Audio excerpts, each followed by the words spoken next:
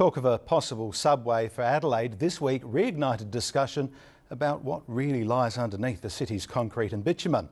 Some Adelaideans are convinced there's a network of hidden passages, but is it the truth or just another urban myth? Rebecca BRICE reports.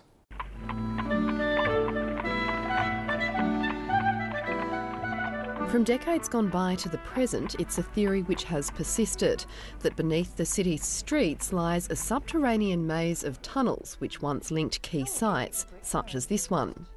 The Treasury building is now a hotel, but from colonial days until the late 20th century, it housed government bureaucrats.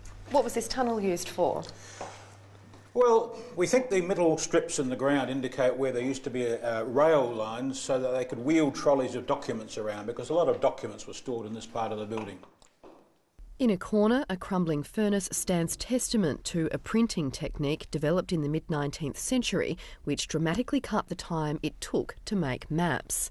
But the deepest levels of this building are still central to speculation of that secret world rumoured to have existed under Adelaide's streets.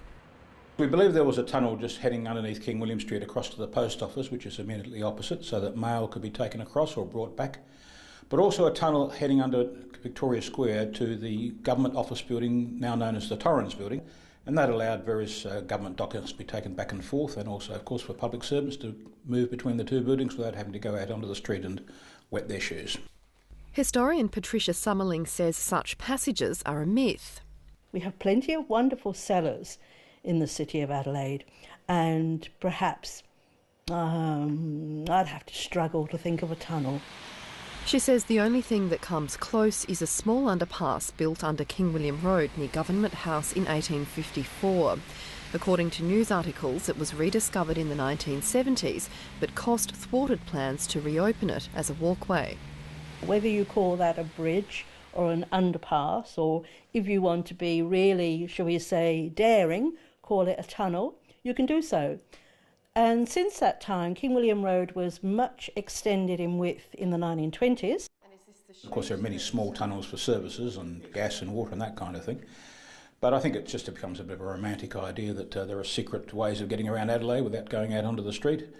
And some people we take on tours of the building are disappointed because they think they're coming here to go into a tunnel and pop up somewhere in Adelaide that they don't expect. Not all of Adelaide's historic tunnels are mythical though, such as two decommissioned rail tunnels in the foothills. Well, these tunnels are called the Sleeps Hill tunnels. They were built in 1880 and then decommissioned in 1920. They were used as a mushroom farm after that, and then they were also used during the war to store artwork and government documents. The Second World War, to be precise. Important documents such as museum artefacts, state records and even a painting of the King, which was touring the state at the time, were brought here to Panorama for safekeeping. Now Dave MUNRO rents the space out as a wine cellar. We get a few train buffs and people who are just that fascinated, just want to have a look. I think it's a great engineering feat for back then, and people just appreciate what was made back then and just like to experience it, because you don't get to walk through a tunnel every day. The intrepid Rebecca BRICE reporting.